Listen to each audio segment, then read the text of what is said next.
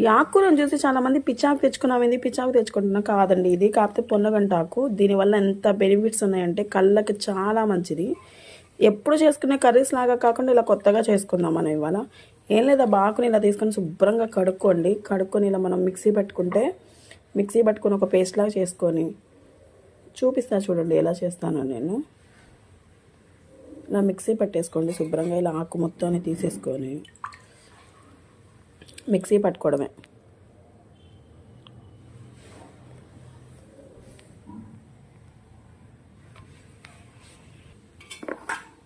ఇదిగోండి ఇలా మిక్సీ పట్టేసుకోవడమే. ఇప్పుడు దీన్ని మనం ఏం చేస్తామో చూడండి. చూసారా, కొంచెం లంప్స్ లేకుండా ప్యూర్ పేస్టే. ఇంకా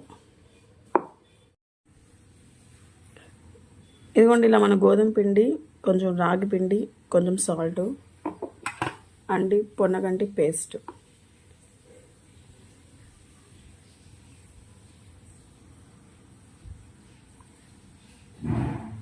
చూసారా, ఇంతే. ఇంకా ఈజీగా ఇలా మనం కొంచెం పేస్ట్ వేసుకొని, మనకి కాదు ఇంకేమైనా కావాలంటే మనం కూడా సేమ్ ఇలా వెజిటేబుల్స్ వాడుకోవచ్చు. బీట్రూట్ వాడుకోవచ్చు, బీట్రూట్ తినని వాళ్ళైతే. ఇంకెలానో కూడా కొంచెం ఆయిల్,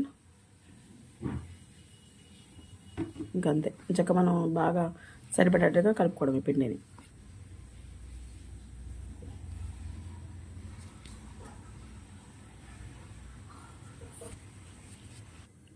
ఇదిగోండి మనం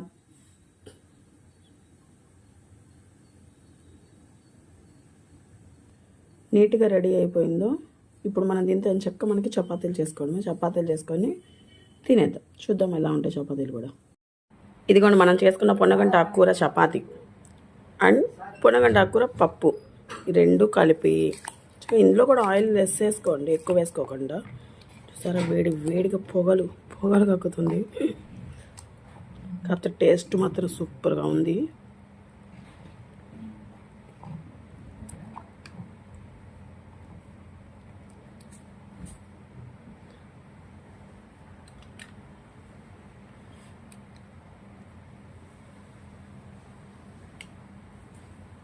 అంతే, మన పొన్నగంట కూర చపాతీ అండ్ పప్పు రెడీ.